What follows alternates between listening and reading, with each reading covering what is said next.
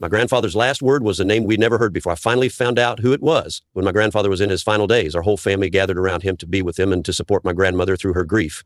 My grandmother, my father, and I were at his bed as his breath steadily slowed just when we thought he was gone. He opened his eyes for a second and cried out, "Roger, wait for me." Then he closed his eyes again and took his last breath. We cried and comforted my grandmother, but I couldn't stop myself from thinking, who is Roger? It was not the name of anyone in our family, and I never heard my grandfather mention him when he was talking about his poker group or his own army buddies. I didn't want to ask my grandmother about it, but she actually brought it up that night while we were all still gathered together. She asked if any of us had any idea who Roger was because she didn't know anyone by that name, but none of us did. It was hard enough for her that in his last moment, he'd called out for someone besides his wife of almost 60 years. But it wasn't just someone else. It was a person that he clearly kept a secret from her. I admit I became a little obsessed with finding out who Roger was. I combed through his military records and even looked through his old college yearbooks. I asked his neighbors. I even looked through his phone and his emails with my grandmother's permission.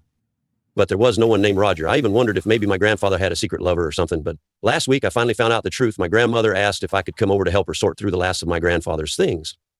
One of the very last boxes was a bunch of photos from his childhood.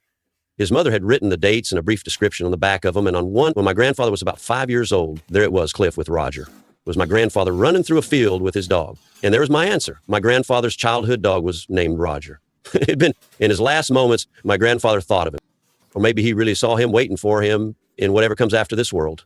That's what I want to believe, that somehow my grandfather saw Roger ready to play with him again, and now they're running around in a field somewhere again, forever.